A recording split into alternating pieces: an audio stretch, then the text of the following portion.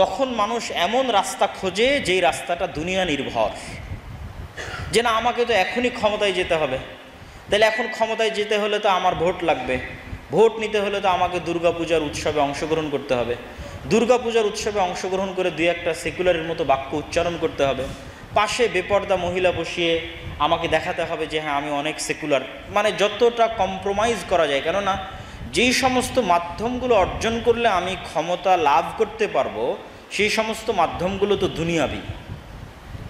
তাহলে সাহাবায়ে কেরাম কিভাবে ক্ষমতা অর্জন করলেন, দাউদ সুলাইমান কিভাবে ক্ষমতা অর্জন করলেন? আল্লাহ সুবহানাহু তাআলা, কেউ যদি পবিত্র কোরআন খুব গভীরভাবে স্টাডি করে, খুব মনোযোগ দিয়ে স্টাডি করে, তাহলে আল্লাহ সুবহানাহু তাআলা পবিত্র কোরআনে শুধু বাংলাদেশের ক্ষমতা নয়, সারা পৃথিবীর ক্ষমতা অর্জনের রাস্তা বলে দিয়েছে। যে মানুষ যদি ঈমান বিল গায়ব মজবুত করে তাহলে ও সারা পৃথিবীর ক্ষমতা অর্জন করতে পারবে। মানে আল্লাহ সুবহানাহু তাআলা এবং অদৃশ্যের উপর বিশ্বাস যদি তার টপ লেভেলে থাকে, চূড়ান্ত পর্যায়ে থাকে, তাহলে শুধু বাংলাদেশের না, সারা পৃথিবীর ক্ষমতা অর্জন করতে পারবে। সেই রাস্তা পবিত্র কোরআনে বলে দেওয়া আছে। কিন্তু যখন আমার ভরসা শুধু দুনিয়াবি রাস্তাগুলো, কোন কোন দুনিয়াবি রাস্তার মাধ্যমে আমি ক্ষমতায় যেতে পারবো, তখন তো আমাকে কম্প্রোমাইজ করতেই হচ্ছে। এটা শুধু ক্ষমতা কেন্দ্রিক নয়, আমাদের বাস্তব জীবনেও প্রত্যেকটা জায়গায় গিয়ে আমার মনে হবে এটাই তো একমাত্র রাস্তা, দুনিয়াবি রাস্তা, যেটা আমাকে অবলম্বন করতেই হবে। তখন আমরা কল্পনা করি না যে না, এখানে অদৃশ্য বলে কিছু আছে। আল্লাহ সুবহানাহু তাআলা মূসা আলাইহিস সালাতু ওয়াস সালামকে সেই জ্ঞানটি চাক্ষুষ বাস্তবে দান করেছিলেন। মূসা আলাইহিস সালাতু ওয়াস সালাম ফেরাউনের তুলনায়, ফেরাউনের শক্তি এবং সামর্থ্যের তুলনায় মূসা আলাইহিস সালাতু ওয়াস সালাম যত দুর্বল ছিলেন, আজকের ফিলিস্তিনের গাজার মানুষ ইসরায়েলের তুলনায় তত দুর্বল নয়। আজকের সমগ্র বিশ্বের মুসলমানেরা আজকের পাশ্চাত্য বিশ্বের তুলনায় অত দুর্বল নয় যত দুর্বল মূসা আলাইহিস সালাতু ওয়াস সালাম এবং বানু ইসরাইল ফেরাউনের শক্তি এবং সামর্থ্যের কাছে ছিলেন। তাহলে মূসা আলাইহিস সালাতু ওয়াস সালাম বিজয় অর্জন করবে কিভাবে? মূসা আলাইহিস সালাতু ওয়াস সালাম যেভাবে বিজয় অর্জন করেছে ওটাই বিজয় অর্জনের রাস্তা। মূসা আলাইহিস সালাতু ওয়াস সালামকে আল্লাহ সুবহানাহু ওয়া তাআলা শিখিয়েছেন যে যে হাতের লাঠি তুমি ব্যবহার করছো, দুনিয়ার মানুষ মনে করছে এটা কাঠের তৈরি একটা লাঠি। আমি তোমাকে শিক্ষা দিচ্ছি যে দুনিয়ার মানুষ যে সমস্ত কার্যকরণের সূত্র অবলম্বন করে তার মালিক তো আমি। যেহেতু তার মালিক আমি, সেহেতু আমি এই লাঠিকে এখনই সাপে পরিণত করে দিতে পারি, যাতে তুমি জ্ঞান অর্জন করতে পারো যে তুমি চোখে যা দেখতেছো এগুলো সবই যে কোনো মুহূর্তে চেঞ্জ হয়ে যেতে পারে আল্লাহ চাইলে। ওই লেভেলের ইয়াকিন যাতে তোমার অর্জন হয় যে আল্লাহ আমার হাতের লাঠিকে এখন ইনস্ট্যান্ট সাপ বানিয়ে দিচ্ছে, সে আল্লাহ আমার চোখের সামনে যে কোনো কিছুকে যে কোনো সময় পরিবর্তন করে দিতে পারে। ওই লেভেলের বিশ্বাস যাতে তুমি অর্জন করতে পারো। কেননা ফেরাউনের শক্তি সামর্থ্যের সামনে ইয়াকিন বিল গায়ব, অদৃশ্য আল্লাহর শক্তি এবং ক্ষমতার উপর যদি পূর্ণ ইয়াকিন না থাকে, মূসা আলাইহিস সালাতু ওয়াস সালামের বিজয়ের কোনো রাস্তা নাই। তখন মূসা আলাইহিস সালাতু ওয়াস সালামকেও কম্প্রোমাইজ করতে হবে যে না, আমাকে তো দুনিয়াবি রাস্তা ছাড়া আমি তো ফেরাউনের সাথে পারতেছি না, অতএব আমি আমার আকীদা এবং আদর্শ সব কিছুতে আমি কম্প্রোমাইজ করব, যাতে দুনিয়াবি রাস্তা দিয়ে আমি ফেরাউনের সাথে লড়াই করতে পারি। কিন্তু সেই শিক্ষা আল্লাহ সুবহানাহু ওয়া তাআলা মূসা আলাইহিস সালাতু ওয়াস সালামকে দেননি। এবং জাদুকরেরা যখন মূসা আলাইহিস সালাতু ওয়াস সালামের লাঠির প্রদর্শনীর সামনে সিজদা করলো, তখন সিজদা করার মূল কারণটাই ছিল জাদুকরদের হাতেও কিন্তু লাঠি ছিল, দড়ি ছিল, এবং জাদুকরদের হাতের লাঠি এবং দড়িও কিন্তু সাপে পরিণত হয়েছিল। মূসা আলাইহিস সালাতু ওয়াস সালামের লাঠিও সাপে পরিণত হয়েছিল। তাহলে জাদুকরেরা সিজদা করবে কেন?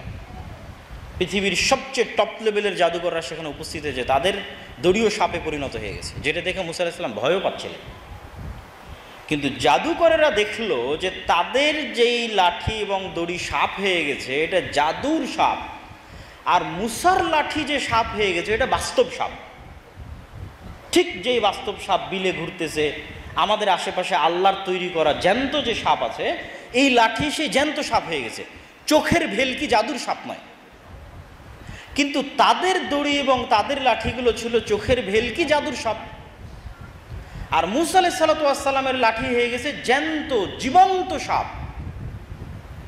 তখন তারা বুঝে গেছে এটা তো জাদু নয়, তো অসম্ভব, জাদু হলে আমাদের মতো হবে। তো অবশ্যই মুসা আলাইহিস সালাতু ওয়াস সালাম আল্লাহ সুবহানাহু ওয়া তাআলার নবী, কেননা তার লাঠি জীবন্ত সাপ হয়ে গেছে, বাস্তব সাপ হয়ে গেছে, যেই সাপ আর সাপগুলোকে খেয়ে ফেলতে পারে, সেই সাপ হয়ে গেছে। তখন তারা সিজদায় পড়ে গেল। তো মুসা আলাইহিস সালাতু ওয়াস সালামকে আল্লাহ সুবহানাহু ওয়া তাআলা শিখিয়েছেন, তুমি চোখে যা দেখছো এইটা পৃথিবীর মানুষের দৃষ্টিতে এগুলোই দুনিয়াবি আসবাব, কিন্তু যদি অদৃশ্যে বিশ্বাস রাখো, আল্লাহর শক্তি এবং আল্লাহর ক্ষমতার উপর বিশ্বাস রাখো, তা আল্লাহ যে কোনো সময় যে কোনো কিছু পরিবর্তন করে দিতে পারে। এবং বিজ্ঞানের আলোকেও এটা অসম্ভব নয়। বিজ্ঞানের আলোকেও প্রত্যেকটা জিনিসের যে ডিএনএ আছে, জীব জন্তু জড় পদার্থ প্রত্যেকটার মধ্যে যে ডিএনএ আছে, এগুলোর অধিকাংশই ডিএনএ কমন। যেমন মানুষ এবং বানরের ডিএনএ 98% কমন, মানুষ এবং শুকুরের ডিএনএ 98% কমন। তথা আমি আরও যদি স্পষ্ট করে বলি সহজ করার জন্য, যে মানুষ মানুষ হয়েছে আর শুকুর শুকুর হয়েছে শুধু 2% পার্থক্যের কারণে। বানর বানর হয়েছে আর মানুষ মানুষ হয়েছে শুধু 2% পার্থক্যের কারণে। আরও যদি উদাহরণ দিয়ে সহজ করে বলি, তাহলে একটাই মোবাইলে আমি লাইটও চালাচ্ছি, কলও দিচ্ছি, মেসেজও করতেছি, এই প্রত্যেকটার পিছনে কোডিং আছে। কোডিং কিন্তু সেম ল্যাঙ্গুয়েজ। ঠিক আমরা যখন বাংলা লিখি তখনও কলম দিয়ে কালি বের হয়, যখন আরবি লিখি তখনও কলম দিয়ে কালি বের হয়, যখন ইংরেজি লিখি তখনও কলম দিয়ে কালি বের হয়, সবই তো কলমের কালি। শুধু একটু পরিবর্তনের কারণে একটা আলিফ হয়ে গেছে, একটু পরিবর্তনের কারণে একটা এ হয়ে গেছে, একটু পরিবর্তনের কারণে একটা ক হয়ে গেছে। ঠিক ওই রকমই কোডিং ল্যাঙ্গুয়েজ একটু পরিবর্তনের কারণে একটাতে চাপ দিলে লাইট জ্বলতেছে, একটাতে চাপ দিলে কল যাচ্ছে। তো এটা যে মানুষের তৈরি করা কোডিং সিস্টেমের প্রোগ্রামিংয়ের পার্থক্যের কারণে সুযোগ সুবিধাগত পার্থক্য, তৈরিগত পার্থক্য, জিনিস একই, ল্যাঙ্গুয়েজ একই। তো আল্লাহ সুবহানাহু ওয়া তাআলা এই পুরো পৃথিবীকে যেভাবে প্রোগ্রাম করেছেন, আল্লাহ একটু পরিবর্তন ডিএনএর মধ্যে একটু পরিবর্তন করে দিলে, তথা মানুষের ডিএনএ 2% পরিবর্তন করে দিলে সকালবেলা মানুষ দেখবে সে বানর হয়ে গেছে। এবং মানুষ যদি পৃথিবীর দ্বিতীয় কোনো প্রাণীতে পরিণত হয়, তাহলে অল্প পরিবর্তনে দ্বিতীয় 2টা প্রাণীতে পরিবর্তন হতে পারবে, একটা বানর একটা শূকর, ন্যূনতম সামান্য পরিবর্তন। এই জন্য রাসূল সাল্লাল্লাহু আলাইহি ওয়াসাল্লাম বলেছে যে আমার উম্মতের একদল মানুষ বানর এবং শূকরে পরিণত হয়ে যাবে। কেন? এটা সামান্য পরিবর্তনই হয়ে যাবে। আল্লাহ সুবহানাহু ওয়া তাআলা চাইবেন রাতের বেলা মানুষের ডিএনএ একটু পরিবর্তন হয়ে যাবে, সকালবেলা উঠে দেখবে সে বানর হয়ে গেছে, সকালবেলা উঠে দেখবে সে শূকর হয়ে গেছে। তাহলে পুরো পৃথিবী এরকম আল্লাহ সুবহানাহু ওয়া তাআলার কাছে, যে কোনো কিছুকে যে কোনো মুহূর্তে উনি যে কোনো কিছুতে পরিবর্তন করে দিতে পারেন। ওয়া হুয়া আলা কুল্লি শাইইন কাদির। তো যখন এই লেভেলের বিশ্বাস মুসা আলাইহিস সালাতু ওয়াস সালাম অর্জন করেছে, তখন সামনে যদি বিশাল সমুদ্র থাকে আর পিছনে যদি বিশাল ফেরাউনের সেনাবাহিনী থাকে, তো মুসা আলাইহিস সালাম ভয় পাবে না। যদিও মুসা আলাইহিস সালাম জানেন না যে আল্লাহ সুবহানাহু ওয়া তাআলা তার জন্য সমুদ্রের মধ্যে রাস্তা তৈরি করে দিবেন, এটা তিনি জানেন না। কিন্তু এই জ্ঞান তার অর্জন হয়ে গেছে যে আল্লাহ চাইলে সব কিছু করতে পারে। আমার লাঠিকে যদি আল্লাহ সাপ বানিয়ে দিতে পারে, তাহলে ফেরাউনের শক্তি আসলে কোনো শক্তি নয়। ওই জন্য ইসলামের একটা কালেমা আছে, লা হাওলা ওয়ালা কুওয়াতা ইল্লা বিল্লাহ, যেখানে আল্লাহ সুবহানাহু ওয়া তাআলা পৃথিবীর সকল শক্তি সমান সমান 0। লা হাওলা নেই কোনো শক্তি, নাফি, নাকেরা, মাদ্রাসার ছাত্ররা খুব ভালো বুঝতে পারবে, যেটা হচ্ছে ইস্তিগরাক এর ফায়দা দেয়, তথা পরিপূর্ণরূপে নাফি, 0। লা হাওলা তথা আমেরিকার শক্তি, ইসরায়েলের শক্তি, সারা পৃথিবীর সবার শক্তি সমান 0। ওয়ালা কুওয়াতা ইল্লা বিল্লাহ, আল্লাহর শক্তি ছাড়া। কিন্তু ওই লেভেলের বিশ্বাস মুসলমানদের নাই। যেই লেভেলের বিশ্বাসে গেলে এই বিশ্বাসটা বাস্তবে অর্জন করতে পারবে, মুখে নয়। মুখে তো আমরা সবসময় বলতেছি লা হাওলা ওয়ালা কুওয়াতা ইল্লা বিল্লাহ, কিন্তু আমার জ্ঞান এবং আমার ইয়াকিন ওই স্তরে নয়। ওই স্তরের বিশ্বাস সাহাবীরা অর্জন করেছিলেন, ওই স্তরের বিশ্বাস নবীরা অর্জন করেছিলেন। যেমন গায়েবের একটা বড় বিষয় হচ্ছে ফেরেশতা। আমরা শুধু মুখে বলার সময় বলেছি আমানতু বিল্লাহ ওয়া মালাইকাতিহি ওয়া কুতুবিহি ওয়া রুসুলিহি, যে আমরা আল্লাহর উপর ঈমান আনয়ন করছি আর তার ফেরেশতার উপর ঈমান আনয়ন করছি। কেউ বিশ্বাসই করে না যে ফেরেশতা আছে। আলেম ওলামা, মসজিদ, মাদ্রাসা কেউ না, মানে ইন প্র্যাকটিক্যাল লাইফ ইয়াকিন লেভেলের বিশ্বাস নাই যে ফেরেশতা আছে। বলার সময় বলছি, পড়ার সময় পড়ছি, কিন্তু আল্লাহ সুবহানাহু ওয়া তাআলা কোরআনে কিন্তু কেউ যদি কোরআনের মেসেজ পড়ে তাহলে এই জিনিসগুলোকেই বারবার গুরুত্ব দিচ্ছেন। এগুলোই বেসিক।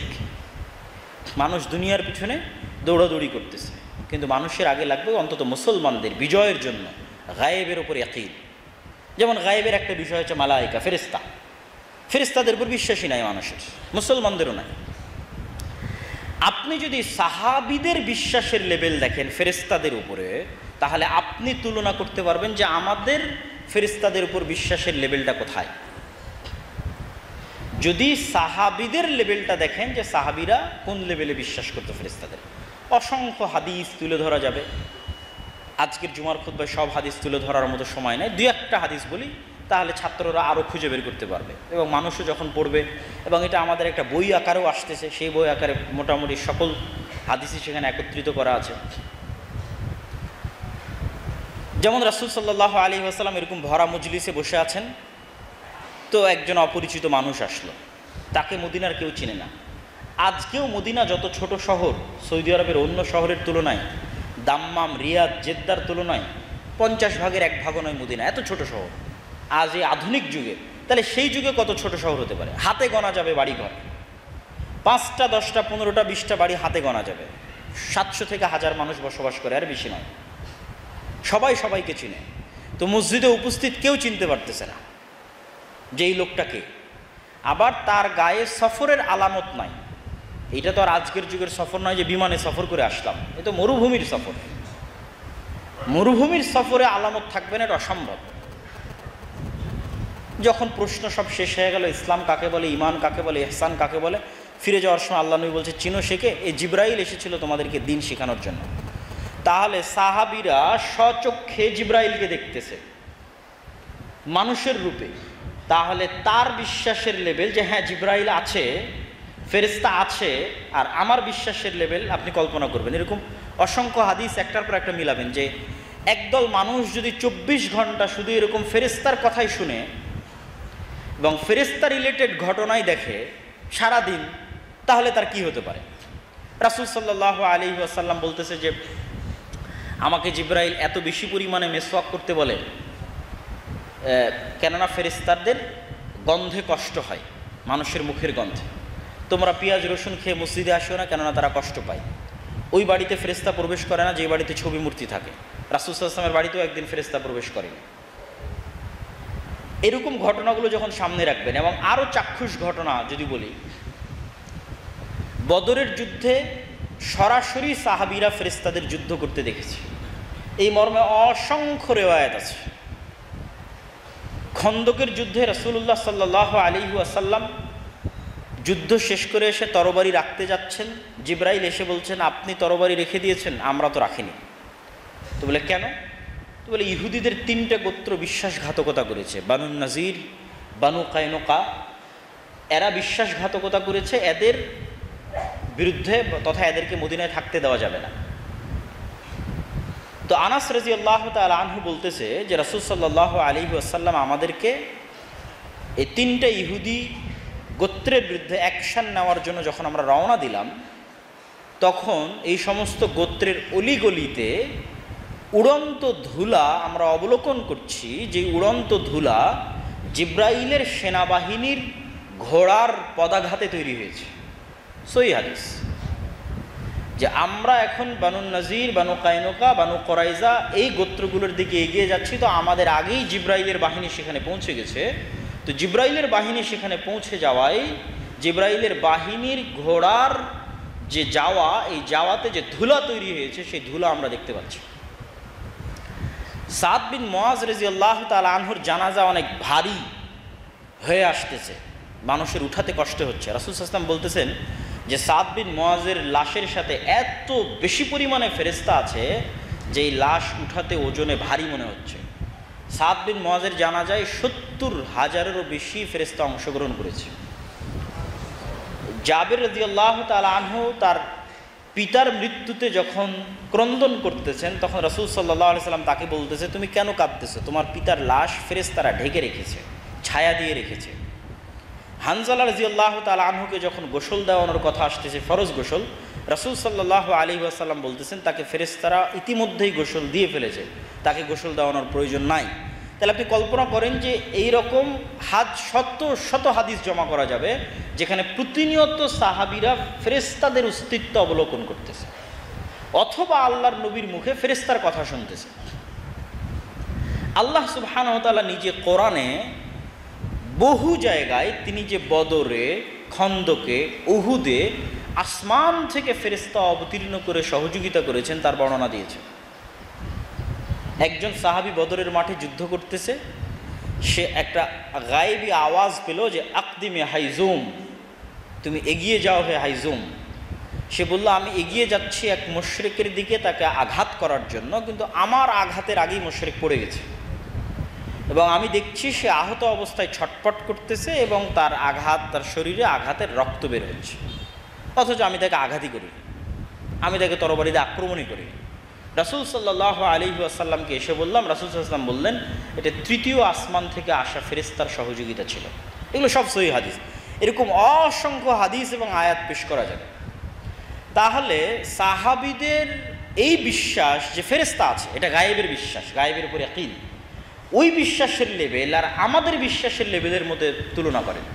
তাহলে এবার যখন খালিদ বিন ওয়ালিদ যুদ্ধের মাঠে যাবে, তখন খালিদ বিন ওয়ালিদের ভরসা দুনিয়াবী আসবাবের উপর কতটা হবে আর আল্লাহর সাহায্য এবং শক্তির উপর কতটা হবে, ওইটাই ছিল মুসলমানদের বিজয়ের মূল মন্ত্র। এবং ভবিষ্যতেও যদি মুসলমানেরা বিজয় লাভ করে তাহলে এটাই মূল মন্ত্র। কেননা পৃথিবীর সবচেয়ে শক্তিশালী টেকনোলজি হচ্ছে সাউন্ড টেকনোলজি। এইটার প্রমাণ কোরআন, এটা বিজ্ঞান এখন পর্যন্ত আবিষ্কার করতে পারেনি। কেননা আল্লাহ সুবহানাহু ওয়া তাআলা কোরআন মাজিদে বলেছেন যে আমি সকল সৃষ্টি তৈরি করেছি কুন ফায়াকুন, আওয়াজ দিয়ে, আওয়াজ। আর আল্লাহ সুবহানাহু ওয়া তাআলা পৃথিবী ধ্বংস করবেন সিঙ্গার ফুৎকার, আওয়াজ দিয়ে। তথায় প্রত্যেকটা জীব জন্তু জানোয়ার আওয়াজ বুঝে, কিন্তু ওই লেভেলের আওয়াজ আমি জানি না, কিন্তু ওই লেভেলের আওয়াজের জ্ঞান আল্লাহ সুলাইমান আলাইহিস সালাতু ওয়াস সালামকে দিয়েছিলেন, সাউন্ড টেকনোলজি। তথা পিঁপড়া কি আওয়াজ করলে পিঁপড়া বুঝবে, এই জ্ঞান সুলাইমান আলাইহিস সালাতু ওয়াস সালামের ছিল। কি আওয়াজ করলে গরু, ছাগল, মহিষ বুঝবে, এই জ্ঞান সুলাইমান আলাইহিস সালাতু ওয়াস সালামের ছিল। সাউন্ড টেকনোলজি সর্বোচ্চ লেভেলের। এখনকার বিজ্ঞান দাঁড়িয়ে আছে আলোর উপর, লাইট টেকনোলজি, আলোর টেকনোলজির উপর দাঁড়িয়ে আছে, সাউন্ড টেকনোলজির ধারে কাছেও তারা নাই। আর ওটাই আল্লাহ সুবহানাহু ওয়া তাআলা মুসলমানদের দিয়ে রেখেছে। কোরআন এই জন্য পৃথিবীর সর্বশ্রেষ্ঠ মুজিজা, কেননা এগুলোর থেকে সাউন্ড, আওয়াজ বের হয়, জিকির, সাউন্ড, আওয়াজ, এগুলো প্রভাব বিস্তারকারী, এগুলো প্রভাব বিস্তার করবেই। কিয়ামতের পূর্ব মুহূর্তে শুধু আল্লাহু আকবার আওয়াজ দিয়ে প্রাচীর ভেঙে যাবে, মানে মুসলমানেরা আওয়াজ করবে আল্লাহু আকবার, আওয়াজে প্রাচীর ভাঙবে। তো সর্বোচ্চ লেভেলের অস্ত্র মুসলমানদের কাছে আছে, কিন্তু ওইটা সম্পর্কে মুসলমানেরা জানে না। ওই লেভেলের জ্ঞান, ওই লেভেলের বিশ্বাস, ওই লেভেলের ইয়াকিন মুসলমানদের নাই। কোরআনে আল্লাহ সুবহানাহু ওয়া তাআলা কি বলছে সেই বিশ্বাস মুসলমানদের নাই। সকল অসম্ভব। জাকারিয়া আলাইহিস সালাতু ওয়াস সালাম যখন আল্লাহ সুবহানাহু ওয়া তাআলার কাছে চাচ্ছেন যে আমাকে সন্তান দিতে হবে, অথচ আমি বার্ধক্য বয়সে এবং আমার স্ত্রী বন্ধ্যা, তখন আল্লাহ সুবহানাহু ওয়া তাআলা তাকে সন্তানের সুসংবাদও দিলেন। কিন্তু জাকারিয়া আলাইহিস সালাতু ওয়াস সালাম বিশ্বাস করতে পারছেন না, এটা অসম্ভব। এই ৮০-৯০ বছরের বার্ধক্য বয়সে আর আমার স্ত্রীর এই বন্ধ্যা অবস্থায় সন্তান হবে, তাহলে একটা আলামত দেন, যে আলামত কি, যে আলামতে আমি বিশ্বাস করব যে সন্তান হবে। তো আল্লাহ সুবহানাহু ওয়া তাআলা বলছে আলামত এটাই যে তুমি সকাল সন্ধ্যে জিকির করবা, এটাই আলামত। আল্লাহ সুবহানাহু ওয়া তাআলার আরশ বিশাল। আমরা যে মহাশূন্য দেখি, এই মহাশূন্যের সাথে, এই মহাশূন্যকে যদি আমরা প্রথম আসমানের নিচের অংশ কল্পনা করি, তাহলে এই মহাশূন্যরই কোনো হদিস বিজ্ঞানীরা করতে পারেনি। যে মহাশূন্য আমরা দেখি, আমরা যে গ্যালাক্সিতে বসবাস করি, এই গ্যালাক্সিতে আলোর গতিতে সফর করলে ১ লক্ষ বছর লাগবে এক মাথা থেকে আরেক মাথা যেতে। আর মানুষ যে যন্ত্র আবিষ্কার করেছে, সর্বোচ্চ গতির রকেট যদি এক গ্যালাক্সি থেকে আর এক গ্যালাক্সিতে যেতে চায়, আমাদের গ্যালাক্সি থেকে নিকটবর্তী গ্যালাক্সি, তাহলে 35,000 কোটি বছর লাগবে মানুষের। তো কত লক্ষ লক্ষ গ্যালাক্সি আছে তা মানুষও জানে না। এগুলো যদি সব নিচের আসমানের অবস্থা হয়, তো রাসূলুল্লাহ সাল্লাল্লাহু আলাইহি ওয়াসাল্লাম বলছেন এক আসমান থেকে আর এক আসমানের দূরত্ব 500 বছর। এইটা ধরলাম নিচের আসমানের অবস্থা। যে নিচের আসমানে এক গ্যালাক্সি থেকে আর এক গ্যালাক্সিতে মানুষের আবিষ্কার করা বর্তমান সর্বোচ্চ যন্ত্রের সময় লাগবে 35,000 কোটি বছর, মাত্র এক গ্যালাক্সি থেকে আর এক গ্যালাক্সিতে। অথচ গ্যালাক্সি যে কত লক্ষ লক্ষ কোটি কোটি আছে মানুষও জানে না, বিজ্ঞানীরাও জানে না। তাহলে এটাই যদি প্রথম আসমানের নিচের অবস্থা হয়, তাহলে এক আসমান থেকে আর এক আসমানের দূরত্ব 500, দ্বিতীয় থেকে তৃতীয়, তৃতীয় থেকে চতুর্থ, চতুর্থ পঞ্চম, পঞ্চম থেকে ষষ্ঠ, ষষ্ঠ সপ্তম। তারপরে যে আয়াত দিয়ে শুরু করেছিলাম, ওয়াসিআ কুরসিয়্যুহুস সামাওয়াতি ওয়াল আরজ, রাসূল সাল্লাল্লাহু আলাইহি ওয়াসাল্লাম বলছেন আল্লাহর কুরসির তুলনা 7 আসমান এবং 7 জমিনের সাথে বিশাল মরুভূমির মধ্যে পড়ে থাকা এক টুকরা আংটির মতো। আর এই যদি হয় আল্লাহর কুরসির অবস্থা, তাহলে আল্লাহর কুরসির তুলনা আল্লাহর আরশের সাথে একই রকম। তথা 7 আসমান 7 জমিন যদি বিশাল মরুভূমির মধ্যে পড়ে থাকা এক টুকরা আংটি হয়, আর বিশাল মরুভূমি যদি আল্লাহর কুরসি হয়, তাহলে এই বিশাল মরুভূমি আল্লাহর আরশের তুলনায় এক টুকরা আংটির মতো বিশাল মরুভূমিতে পড়ে থাকা। তো ওই আরশ ফেরেশতারা বহন করবে। তো ফেরেশতাদের বহন করার শক্তি আছে আরশের, এই আরশের ওজন ফেরেশতারা বহন করবে, এই ক্ষমতা আছে। তো আল্লাহ সুবহানাহু ওয়া তাআলা ফেরেশতাদের একটা জিকির শিখিয়ে দিলেন যে তোমরা সবসময় বলবা লা হাওলা ওয়ালা কুওয়াতা ইল্লা বিল্লাহ। এই জিকির দিয়ে তোমরা ফেরে এই আরশ বহন করার শক্তি অর্জন করতে পারবা। তো আসমান এবং জমিনে এমন কোনো ফেরেশতা নাই যে ফেরেশতা সবসময় জিকির না করছে। আমরা যেমন শ্বাস প্রশ্বাসের মাধ্যমে যেমন আমরা বেঁচে থাকি, ফেরেশতারা বেঁচে থাকে জিকিরের মাধ্যমে, আল্লাহ সুবহানাহু ওয়া তাআলার জিকিরের মাধ্যমে। তো এই টেকনোলজিগুলো হচ্ছে মুসলমানদের কাছে, কিন্তু ওই সেন্সে মুসলমানদের বুঝার জ্ঞান নাই। না হলে কি রাসূল সাল্লাল্লাহু আলাইহি ওয়াসাল্লাম যুদ্ধ চলা অবস্থায় সালাত আদায় করতে বলবেন? আপনি দুনিয়ার কোন লজিকে দাঁড় করাবেন যে যুদ্ধ চলা অবস্থায় সালাত আদায় করতে হবে? কেননা যুদ্ধের জয় পরাজয় নির্ভর করে দুনিয়াবি লজিকের উপর, যে আমি গুলি মারবো সে গুলি মারবে, আমি ফায়ার করব সে ফায়ার করবে, আমি তরবারি চালাবো সে তরবারি চালাবে, আমি বম মারবো সে বম মারবে, সব দুনিয়াবি। তাহলে এখানে তো দুনিয়াবি আধিপত্যের মাধ্যমেই বিজয় অর্জন করা উচিত। সেখানে আল্লাহ বলতেছেন না, সময় হলো যুদ্ধের মাঠে সালাত আদায় করতে হবে। কেননা আসলে জয় পরাজয় দুনিয়াবি জিনিসের উপর নির্ভর করে না, জয় পরাজয় নির্ভর করে আল্লাহর সহযোগিতা, আল্লাহর সাহায্য, আল্লাহর শক্তির উপর। তা আল্লাহর সাহায্য, আল্লাহর শক্তি, আল্লাহর সাথে কথোপকথন, আল্লাহর সাথে যোগাযোগের পৃথিবীর সবচেয়ে উত্তম এবং সর্বশ্রেষ্ঠ এবং একমাত্র মাধ্যম হচ্ছে সালাত। ওইটা কন্টিনিউ রাখতে হবে। আল্লাহ সুবহানাহু ওয়া তাআলার জিকির এবং আল্লাহ সুবহানাহু ওয়া তাআলার সাথে সম্পর্ক কন্টিনিউ থাকলেই, আল্লাহ সুবহানাহু ওয়া তাআলার শক্তির উপর মানুষের আস্থা এবং বিশ্বাস থাকলেই মানুষের পক্ষে বিজয় অর্জন করা সম্ভব, মুসলমানদের পক্ষে বিজয় অর্জন করা সম্ভব। এবং গায়েবের উপর সর্বোচ্চ লেভেলের ইয়াকিন আছে এরকম 100টা, 500টা, 1000টা মানুষের পক্ষে সারা পৃথিবী বিজয় করা সম্ভব, সমগ্র পৃথিবী বিজয় করা সম্ভব। শুধু বাংলাদেশের ক্ষমতা নয়, সমগ্র পৃথিবীর ক্ষমতা অর্জন করা সম্ভব। এবং ওই লেভেলের মানুষ তৈরি হবে এবং ওইভাবেই তারা বিজয় অর্জন করবে। সেটা কখন কিভাবে হবে সেটা আল্লাহ সুবহানাহু ওয়া তাআলা ভালো জানেন। কিন্তু এইটা ছাড়া দুনিয়াবি মাধ্যমে কম্প্রোমাইজ করে বিজয় অর্জনের আসলে কোনো রাস্তা নাই। তো আমি আমার বক্তব্য দীর্ঘায়িত করতে চাচ্ছি না। আল্লাহ সুবহানাহু ওয়া তাআলা আমাদেরকে এই সংক্ষিপ্ত বক্তব্য, যদি এটা অনেক লম্বা বক্তব্য, এর পিছনে অনেক নুসুস আছে, অনেক আয়াত আছে, অনেক হাদিস আছে, এবং সবগুলোই বিস্তারিত বুঝা এবং বিভিন্ন অ্যাঙ্গেল থেকে জানার সুযোগ আছে। যেমন মানুষের অন্তরে নূর তৈরি হওয়া, রাসূলুল্লাহ সাল্লাল্লাহু আলাইহি ওয়াসাল্লাম বলছেন আল্লাহুম্মা জাআল ফি কলবি নূরা, অন্তরে নূর তৈরি হয়, আমল নূর তৈরি করে। এবং মানুষ যত নূর অর্জন করবে সেই নূর কিয়ামতের মাঠে, কবরে এবং সিরাতে তাকে সহযোগিতা করবে, আলো দিবে, কেননা সেই দিন কোনো আলো থাকবে না। তো এগুলো আরও অনেক বিষয় আছে যেগুলো একটা আরেকটার সাথে রিলেট এবং কানেক্ট করে। নূরও হচ্ছে অদৃশ্য, গায়েব, এটা চোখে দেখা যায় না। যেমন দুনিয়ার অনেক লাইট চোখে দেখা যায় না, তারপরও বিজ্ঞান হয়তো সেটা ধরতে পারে। দুনিয়ার এমনও লাইট আছে যে লাইট বিজ্ঞান ধরতে পারে না। আপনি বলবেন এটা আবার কেমন কথা? দুনিয়ার কিছু লাইট আছে যে আমরা দেখতে পাই না কিন্তু বিশ্বাস করি, কিন্তু বিজ্ঞান ধরতে পারে যে হ্যাঁ আছে লাইট। যেমন আমরা যখন এসি অন করি, অফ করি, তখন রিমোট থেকে একটা লাইট বের হয়ে এসির সাথে কানেক্ট হয়, এটা বলে ইনফ্রারেড রে, ইনফ্রারেড লাইট। ঠিক আছে? এরকম সবগুলো যে ক্যামেরা চলতেছে, লাইভ চলতেছে, এগুলো সব লাইটের উপর আলো, এই আলোটা আমরা চোখে দেখতেছি না, সেটার উপর নির্ভর করে পরিচালিত হচ্ছে। তো এমনও লেভেলের আলো আছে যেই লেভেলের আলো বিজ্ঞানও ধরতে পারবে না। তার দলিল কোথায়? তার দলিল হচ্ছে কুকুরের ঘ্রাণ শক্তি মানুষের ঘ্রাণ শক্তির চাইতে 10,000 গুণ বেশি। আমরা মানুষকে চেহারা দেখে চিনি, কুকুর মানুষকে চেহারা দেখে চেনে না। মানে আপনি আমাকে যেইভাবে দেখতেছেন, কুকুর আসলে আমাদেরকে এইভাবে দেখে না। কারণ আমাদের কাছে পৃথিবীটা 3D, ত্রিমাত্রিক। কুকুরের কাছে পৃথিবী 3D নয়। কুকুর সামান্য কিছু কালার দেখে, আর বেশিরভাগ সময় চিনতে পারে ঘ্রাণ সঙ্গে চিনতে পারে। আমরা একটা মানুষের অবয়ব দেখে চিনতেছি, এইভাবে নয়। তো কুকুর যেই লেভেলের ঘ্রাণ অর্জন করে, ওই লেভেলের ঘ্রাণের ক্ষমতা মানুষের নাই, মানুষের তৈরি কোনো যন্ত্রের নাই। এটা হচ্ছে আমাদের দলিলের জায়গা, যে কুকুর যেই লেভেলের ঘ্রাণ অর্জন করে, ওই লেভেলের ঘ্রাণ অর্জন করার ক্ষমতা মানুষের নাই, মানুষের তৈরি কোনো যন্ত্রের নাই। এই জন্য মানুষ কুকুরকে প্রশিক্ষণ দিয়ে কোথাও বম আছে কিনা, কোথাও কোনো কিছু আছে কিনা, হারিয়ে যাওয়া কোনো ব্যক্তি, তাকে অনুসন্ধানের জন্য কুকুরকে লাগায়। কেন? কুকুরের যে ঘ্রাণ শক্তি, ওই ঘ্রাণ শক্তি ধরতে পারবে এই লেভেলের কোনো যন্ত্র নাই।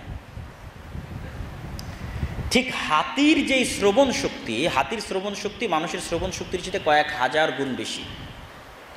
হাতি যেই লেভেলের শুনতে পায়, ওই লেভেলের শোনার ক্ষমতা মানুষের নাই, মানুষের তৈরি কোনো যন্ত্রের নাই।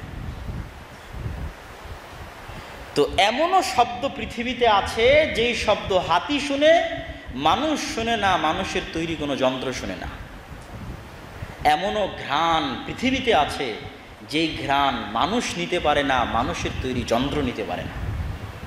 তাহলে এমনও লাইট, আলো পৃথিবীতে আছে যে আলো মানুষ দেখে না, মানুষের তৈরি যন্ত্র দেখে না।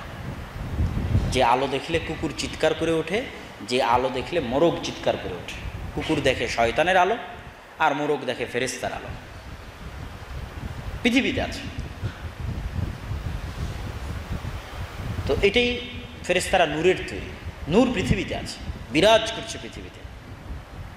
সে নূর রাসূল সাল্লাল্লাহু আলাইহি ওয়াসাল্লাম চেয়েছে যে অন্তরে তৈরি হোক, কানে তৈরি হোক, চোখে তৈরি হোক, ডানে বামে তৈরি হোক। কিন্তু সেই নূর মানুষ দেখতে পায় না। তার মানে মানুষ দেখতে পায় না মানে মানুষের যন্ত্র দেখতে পায় না, তার মানে সেটার অস্তিত্ব নাই। তাহলে ওই যে এরকম, এইটা দুটো উদাহরণ দিলাম আমি, কুকুর আর হাতি। পৃথিবীর এরকম কত লেভেলের প্রাণীর, কত স্তরের ভিন্ন ভিন্ন যোগ্যতা আছে, যেই স্তরের যোগ্যতায় মানুষ পৌঁছতে পারে না, মানুষের যন্ত্র পৌঁছতে পারে। ওইটাই প্রমাণ করে যে আসলে পৃথিবীতে এমন কিছু আছে যেটা অর্জন করার ক্ষমতা মানুষের নাই, মানুষের তৈরি করা যন্ত্রেরও নাই। সুতরাং শুধু চোখে যা দেখবো এটাই বিশ্বাস করব, এটা অর্জনের পিছনেই ছুটবো, আর এটাই সব কিছু, এটা মনে করা বোকামি। বরং আল্লাহ সুবহানাহু ওয়া তাআলা মানুষকে যে কোনো মুহূর্তে, যে কোনো অবস্থা থেকে মানুষকে পুনরুজ্জীবিত করতে পারেন। মানুষকে তৈরি করার জন্য আল্লাহ সুবহানাহু ওয়া তাআলা একটা সিস্টেমের মুখাপেক্ষী নন, যে শুধু বাবা মা থাকবে, বিয়ে হবে, তারপরে মানুষের জন্ম হবে। এটা আল্লাহ পৃথিবীতেই করে, পরকাল তো বহুদূরের কথা। পৃথিবীতেই করেনি মানে আদম আলাইহিস সালামের কোনো বাবা মা ছিল না। তাহলে বাবা মা ছাড়াই আল্লাহ সুবহানাহু ওয়া তাআলা আদম আলাইহিস সালামকে তৈরি করেছে, মানে একটা ভিন্ন সিস্টেমে তৈরি করেছে। হাওয়া আলাইহিস সালামকে মাতা ছাড়াই তৈরি করেছে, মানে এটা আর একটা সিস্টেমে তৈরি করেছে। আর ঈসা আলাইহিস সালামকে বাবা ছাড়াই তৈরি করেছে, মানে এটা আর এক সিস্টেমে তৈরি করেছে। বিভিন্ন ভার্সন, বিভিন্ন সিস্টেম। তাহলে আপনি যদি মনে করেন যে না, শুধু বাবা মা এবং মায়ের পেটের মাধ্যমে এই সিস্টেমে মানুষ তৈরি হবে, তাহলে আল্লাহ কিয়ামতে কীভাবে তৈরি করবে? আল্লাহ সুবহানাহু ওয়া তাআলা এগুলো কোনো কিছুর মুখাপেক্ষী নন। যে আল্লাহ সুবহানাহু ওয়া তাআলা এই জন্য উদাহরণ দিয়েছে যে একটা বীজ যেভাবে বৃষ্টি পড়লে নতুন করে জন্ম হয়, তো বিজ্ঞানীরা বলতেছে যে একটা খেজুরের বীজ যদি মরুভূমির মধ্যে 10,000 বছর পড়ে থাকে, তারপরে যদি সেখানে বৃষ্টি হয়, তবুও আবার গাছ গজাবে। 10,000 বছর পরেও ওই খেজুরের বীজ থেকে গাছ হতে পারে। আর মানুষের ডিএনএ এবং জেনেটিক্স নিয়ে গবেষণা করে বিজ্ঞানীরা এখন যে অবস্থায় গেছে, বিজ্ঞানীরা, আমি আল্লাহ সুবহানাহু ওয়া তাআলার কথা বলতেছি না, বিজ্ঞানীরা এখন যে অবস্থায় গেছে, আর কয়দিন পর আশ্চর্য হওয়ার কোনো উপায় নাই যে বিজ্ঞানীরা যদি মানুষের বাজারে যদি লিভার বিক্রি হয়, বাজারে যদি কিডনি বিক্রি হয়, আশ্চর্য হওয়ার কিছু নাই। কেননা ফুলকপি থেকে ব্রকলি তৈরি হয়েছে। এরকম যত জাতের ভিন্নতা দেখতে পাচ্ছেন বিভিন্ন আবাদে, এগুলো সব ডিএনএতে চেঞ্জিং করা, জেনেটিক্সে চেঞ্জিং করা। সেটা ধান হোক, ফলমূল হোক, আপেল হোক, কমলা হোক, পেয়ারা হোক, যত নতুন নতুন গবেষণা হচ্ছে এগুলো জেনেটিক্সে পরিবর্তন করার মাধ্যমে নিয়ে আসতেছে। তো মানুষের একটা চুলের কয়েক লক্ষ গুণের একটা গুণ যদি বিজ্ঞানীরা পায়, আমি আল্লাহর কথা বলতেছি না, মানুষের একটা চুলের কয়েক লক্ষ গুণের একটা গুণ যদি বিজ্ঞানীরা পায়, তাহলে ওই মানুষের ডিএনএ থেকে ওই মানুষের কিডনি বানিয়ে দিতে পারবে, লিভার বানিয়ে দিতে পারবে, কোষ তৈরি করে দিতে পারবে, হয়তো আর 50-100 বছরের মাথায়। তাহলে মানুষ কিভাবে বিশ্বাস করে যে আল্লাহ সুবহানাহু ওয়া তাআলা মানুষকে পুনরায় তৈরি করতে পারবে না? এই জন্য পরকালের উপর ইয়াকিন, ফেরেশতাদের উপর ইয়াকিন, আল্লাহ সুবহানাহু ওয়া তাআলার শক্তি এবং সামর্থ্যের উপর ইয়াকিন এবং পরকালমুখী জীবন, এটাই হলো মুসলমানদের সফলতা। তো আমার বক্তব্যের শেষে এসে আজকে আমরা যে উদ্দেশ্যে মূলত রাজশাহীতে আসা বা রাজশাহীতে আজকে আমাদের একত্রিত হওয়া, সেটা হচ্ছে কোরআন এবং দিন শিক্ষা কোর্স দীর্ঘদিন যাবৎ আমাদের এখানে পরিচালিত হয়েছে। 20 দিন করে আমাদের এই কোর্সটা চলেছে। সেখানে আলহামদুলিল্লাহ এখন পর্যন্ত আমাদের 1.5 শতাধিক ছাত্র জামিয়া সালাফিয়াতে বিভিন্ন জেলা থেকে এসে 20 দিন ব্যাপী এখানে থেকে কোরআন এবং দিনের মৌলিক জ্ঞান অর্জন করে গেছে। তো এই বছর খানিক চলার পর এই কোর্সের উপর আমাদের পুনর্মিলনী অনুষ্ঠান আজকে আয়োজন করা হয়েছে। তো সেখানে অনেকেই হয়তো উপস্থিত হয়েছেন। জুমার পর আমাদের সেই অনুষ্ঠানটা পরিচালিত হবে, সেখানেও সকলকে উপস্থিত থাকার উদাত্ত আহ্বান জানাবো সুন্নাত সালাত পর। আর জামিয়া সালাফিয়া এবং দাওয়া ইলাল্লাহর যে কার্যক্রমগুলো আছে, সেই কার্যক্রমগুলোতে সকলের স্বতঃস্ফূর্ত অংশগ্রহণ। আমাদের কার্যক্রমগুলো প্রতিষ্ঠান কেন্দ্রিক, হয় মাসিক আল ইতিসাম, নিয়মিত মাসিক আল ইতিসামে আমি নিজে লিখি, আরও অনেক জ্ঞানীগুণী ব্যক্তিরা লেখে, সম্পাদকীয় আসে বিভিন্ন সমসাময়িক যুগোপযোগী বিষয়ে। আজকেও হয়তো মাসিক আল ইতিসাম পাবেন, মাসিক আল ইতিসাম নেওয়া। আমাদের মাকতাবাতুস সালাফ থেকে প্রকাশিত বিভিন্ন বই, নতুনও কিছু বই আজকালের মধ্যে প্রকাশিত হয়েছে, সম্ভবত রাসূল সাল্লাল্লাহু আলাইহি ওয়াসাল্লামের শিক্ষকতা সম্পর্কে তার আদর্শ, সেটিকে কেন্দ্র করে, এবং আরও অনেক বই। মাকতাবাতুস সালাফ, তুবা পাবলিকেশন, সে বইগুলো সংগ্রহ করা, অথবা জামিয়া সালাফিয়ার সাথে মুআদালা অধিভুক্তির মাধ্যমে জামিয়া সালাফিয়ার সিলেবাসে প্রতিষ্ঠান পরিচালনা করা, অথবা দাওয়া ইলাল্লাহর মাধ্যমে মক্তবের প্রশিক্ষণ নিয়ে, যেমন আমরা জাতীয় মক্তব প্রতিযোগিতা আয়োজন করতেছি, সারা দেশে চলতেছে, যেটার ফাইনাল রাউন্ড টিভিতে আয়োজিত হবে। 30 দিনব্যাপী রমজান মাসে সরাসরি টিভিতে সম্প্রচারিত হবে। এটা বাংলাদেশের ইতিহাসে প্রথম কোনো মক্তব ভিত্তিক প্রতিযোগিতা। তো এই যে কার্যক্রমগুলো, যেমন কর্জে হাসানা প্রজেক্ট, আমরা দেখা যাচ্ছে অনেকেই ব্যবসা করি, টাকা ব্যাংকে ফিক্সড ডিপোজিট করে রেখে দিয়েছি, এবং অনেকেই চায় যে ব্যাংকে ফিক্সড ডিপোজিট থাক, কিন্তু আমি সেখান থেকে কোনো লাভ নিতে চাই না। তো সেটার জন্য আপনাদের সুবর্ণ সুযোগ হচ্ছে কর্জে হাসানা প্রজেক্ট, যে এখানে আপনাদের টাকা মানুষের মধ্যে কর্জে হাসানা হিসেবে ব্যয় হবে, এবং আপনি চাইলে আপনাকে ফেরতও দেওয়া হবে। সেটার জিম্মেদারি প্রতিষ্ঠান গ্রহণ করবে। তো কর্জে হাসানা প্রজেক্ট সহ আর যতগুলো কার্যক্রম চলতেছে, সকল কার্যক্রমে সম্পর্কে জানা, জ্ঞান অর্জন করা, মানুষের মধ্যে ছড়িয়ে দেওয়া, এবং সর্বোপরি আগামী সালাফি কনফারেন্স 6-7 নভেম্বর রাজশাহীতে দেশ বিদেশের আলেম ওলামা থাকবে। সৌদি আরব, পাকিস্তান, ভারত, 3 দেশেরই আলেম ওলামা থাকবে। আল্লামা ইবতিসাম ইলাহি জহির হাফিজাহুল্লাহ, তারও আসার কথা আছে। তো এই সালাফি কনফারেন্সের প্রচার, তার কুপন, তার পোস্টার, এগুলো সবই আজকে এখানে উপস্থিত আছে। তো যার যেভাবে যেটাতে অংশগ্রহণ করা সম্ভব, যেটা নিয়ে যাওয়া সম্ভব, সে সেটার সাথে যুক্ত হয়ে এই দাওয়াতি কাজগুলোকে সহযোগিতা করার চেষ্টা করবেন। আল্লাহ সুবহানাহু ওয়া তাআলা আমাদের সকলকে কবুল করুক। আল্লাহুম্মা আমিন।